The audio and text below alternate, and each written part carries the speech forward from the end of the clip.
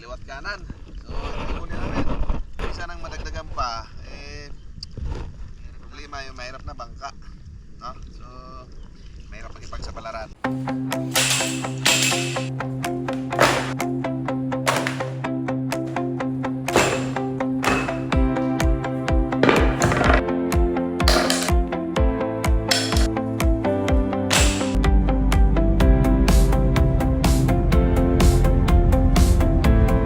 Magandang umaga mga bade. So panibagong umaga, panibagong hamon na naman ang ating CCC Red.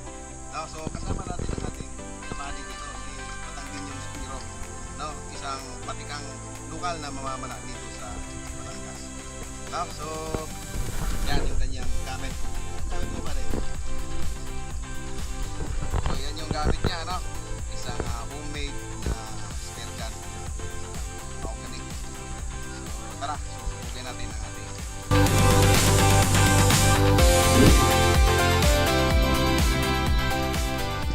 At ayun na nga mga bade, nag-warm up dive na si Batangginyong Spiro. At sa palagay ko, medyo may kalaliman itong sinisisid niya. At ayun na nga, naglaho na nga sa lalim nitong dagat na ito. Ayun, susundan natin sa baba. At parang may tinitira naman siya dyan sa baba.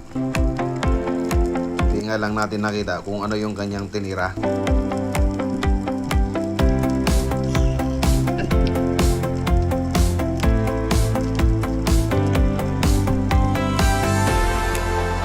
Mukhang hindi pa yata tumama at nagbabalak ng umahon eh.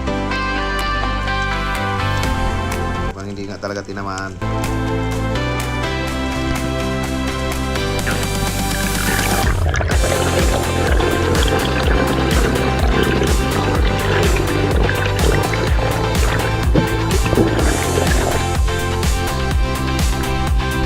At yon ang inyong lingkod na ho ay sumisisid na at makapag-warm up na rin.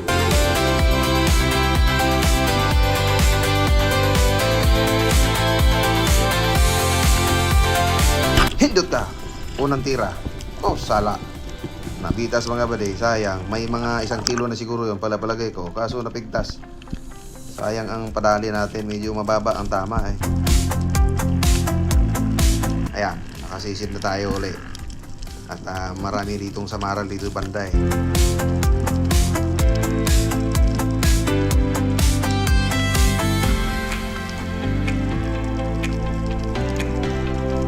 Ayun, ang daming ang samaral. So pipili tayo ng pinakamalaki sa lahat. Ito, nag-iisa. Ito ang pipiliin natin. Medyo malaki-laki. Hindot ka! Okay, dali eh.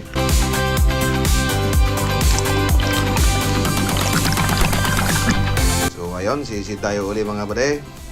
Medyo may kalaliman ito. Nasa 21 meters ito mga bade, according doon sa ating dive computer.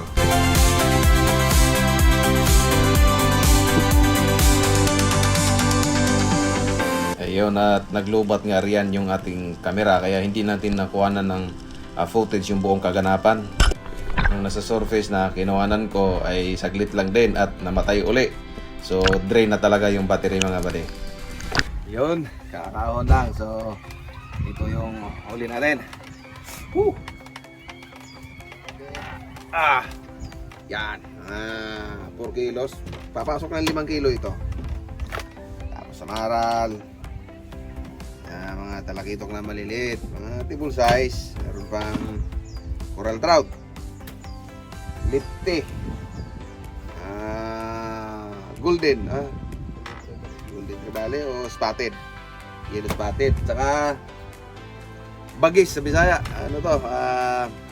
Tawag dito. Slender unicorn. Pwede na yan.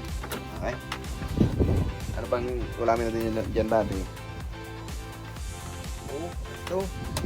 Isasabaw tayo, di ka? Ay, aray. Aray. Ito na nga. Yan. Asan sa atin? Oo. Una mo na yan. Oo. Yan. Panglinta na yan.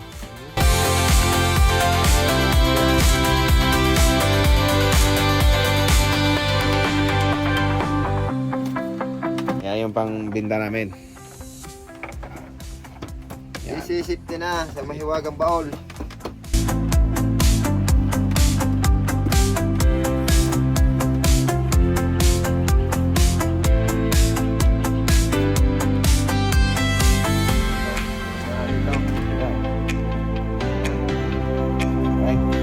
At yung medyo nakapagpahinga na kami ng konti at nakapagmerienda, abay sisid na ulit. Ayun na nga, si Batanggin yung Spiro, sisid na ulit. Ay bibidyohan ko sana, kaya sinusundan ko. Kaya lang nung pababa na ako, may dumaan naman sa akin na isda, ay yun na lang ang pinagka-interesan ko.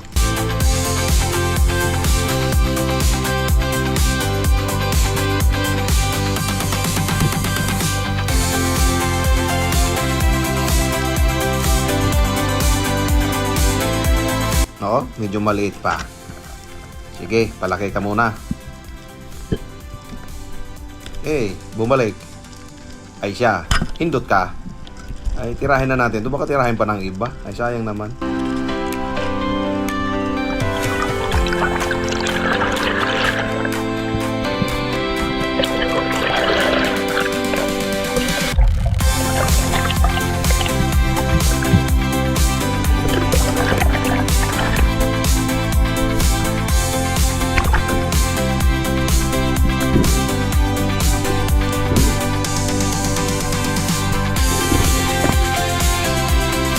Pagkatapos kong masecure yung huli ko mga bade, nag-dive na si Batanggin yung Spiro at ayun, dumali din ng maliit na GT.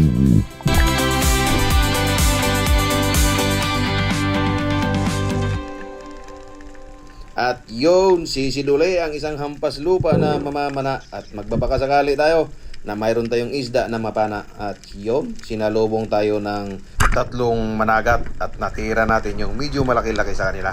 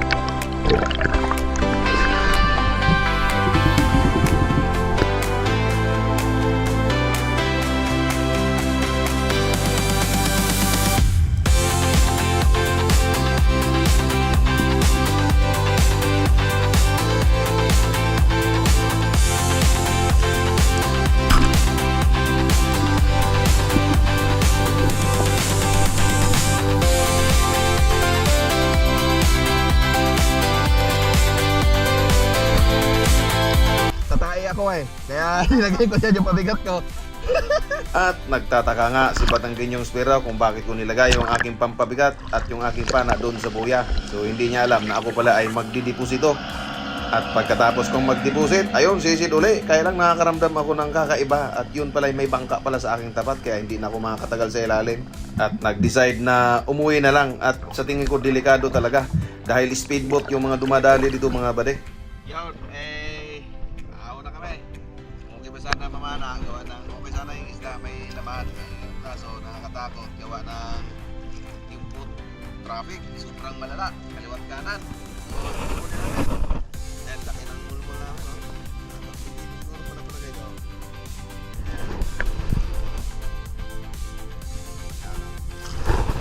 Isa nang madagdagan pa, problema yung mahirap na bangka, no? So, mahirap makipagsapalaran. Hindi mo pwedeng makipagsisiyan lang.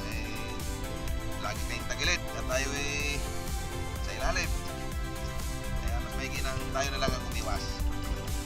So, weekend kasi ngayon. Nandito tayo ngayon malapit sa mga tourist destination. So, masyadong marami talagang turista ang nagbabangka. So, next time na lang babawi. Yun, yan. Yan yung huli namin. Makita mo ba din? Yan, isang mulmul na malaki. May 3 kilo yung mulmul na yan. Tapos, CB. Tapos, mangrove snapper, 3. Tapos, yung kabady natin dito, bibili na daw. Alam mo dyan yung bibili mo ba rin? Wala, ito na ba din? Ito. Alay. Ito mo. Yan? Oo. Yan. Ay, sige, ang puta mo. Masarap yan ha. Mangrove yan. Ito daw, bibinin nila oh. Mga masarap yan man eh. Ay, sarap sa sabaw yan. Masarap din sa ihaw, pero kung ako gusto ko, sigangin ko yan o kaya tinula yan. Sarap yan. Taga saan kayo? Bulacan. Bulacan. Shout out sa tanang mga Taga Bulacan. taga Bulacan dyan. Yon, mga kabady natin from Bulacan. So wala tayong dala mga sticker ngayon mga bare. Next time, mayroon tayo pagawa tayo sticker. Laki ng tao.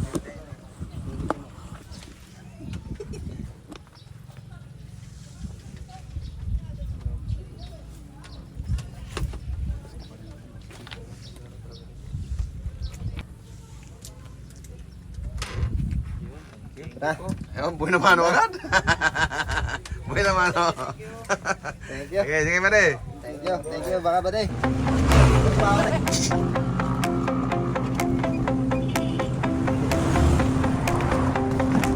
Ay, baka ba?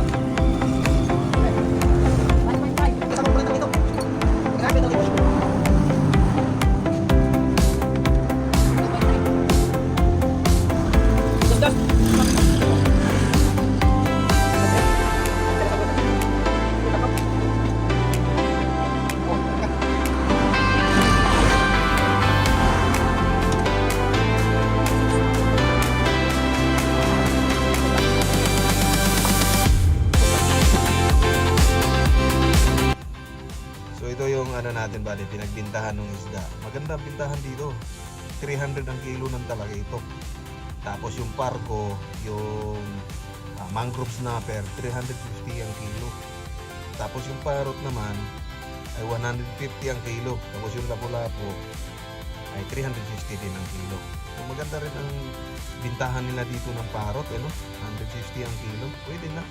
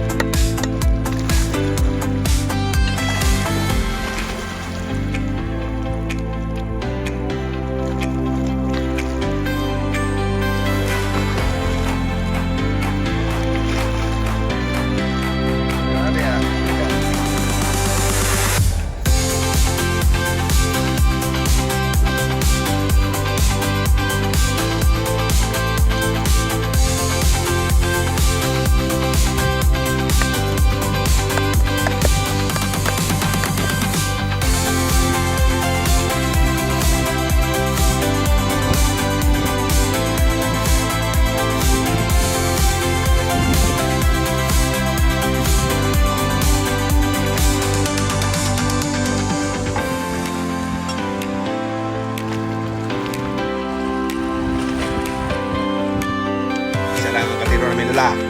Siya ilipat mo ng kanin.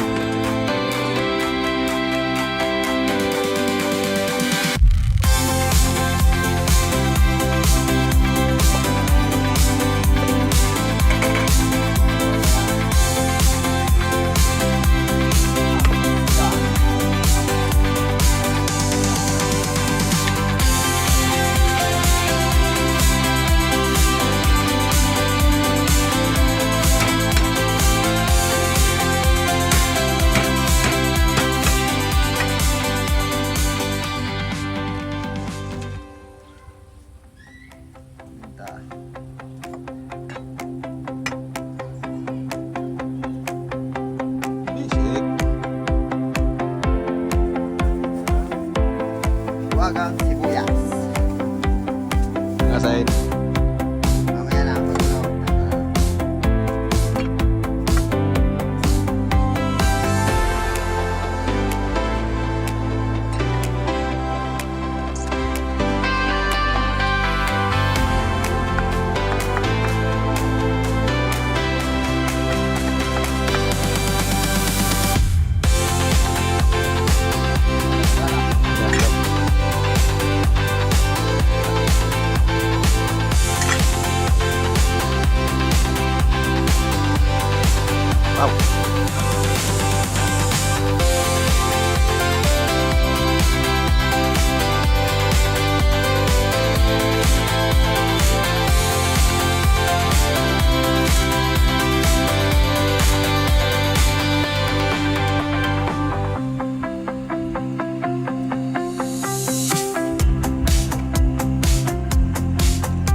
tikme.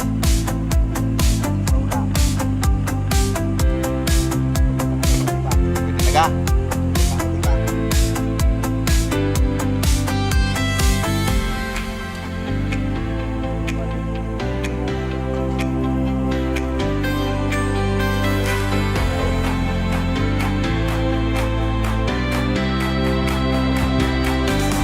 Yo.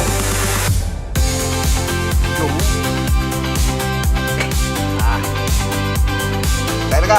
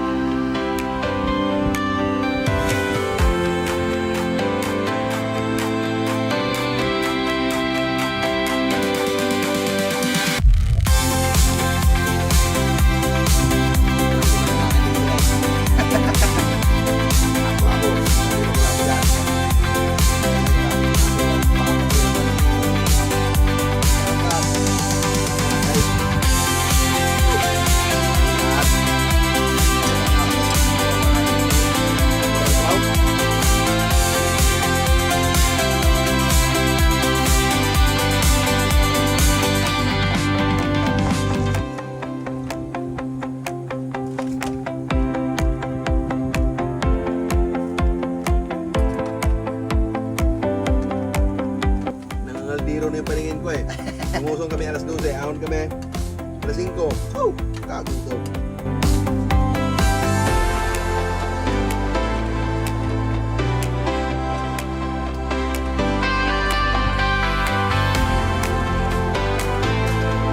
Tayo eh.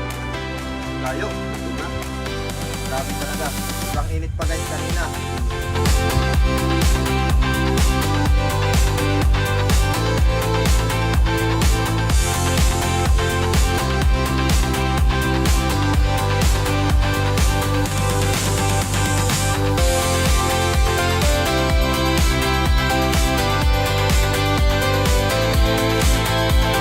Ito pala tinira ko, coral trout. So, pamilya to ng lapu-lapu, no? So, pag ang per kilo nito, pag buhay, 1,500? Saan? 700. Pag sa 500. restaurant, 700 yata. Manila. Manila. Supermarket.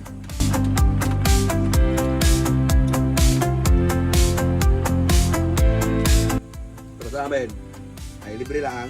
Yun nga lang, ikaw Manghuli. manghuli to. So yun tong coral trout. Napakainam nito sa pang matatanda, no? Marami nang iniinda. Maraming bawal-bawal. Ito yung pinaka the best. Kaso medyo Friday lang.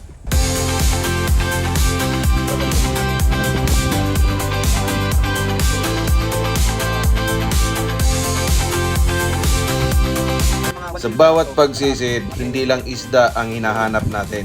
Hinahanap din natin ang katahimikan, ang lakas ng loob, at ang bahagi ng sarili nating matagal nang nakalimutan. Ang dagat ay hindi kailanman naging kalaban. Isa itong guro. Itinuturo nito sa atin ang pasensya, respeto, at pagpakumbaba. Dahil sa ilalim ng malawak na karagatan, pare-pareho tayong maliit at bawat pag-ahon ay isang paalaala na ang buhay ay isang pribilehiyong dapat pahalagahan. Kaya habang may pagkakataon tayong huminga, mangarap at muling sumisid, huwag nating sayangin ang bawat araw dahil ang tunay na yaman ay hindi ang mga nahuli natin, kundi ang mga alaalang nabuo, mga aral na natututunan at ang kalayaang maranasan ang ganda ng mundong ito. Ang Looney Spearfishing ay taos-pusong nagpapasalamat sa inyong walang sawang pagpanood at suporta. Hanggang sa muli nating pagkikita. Huwag kumpiyansa, huwag amping kanunay.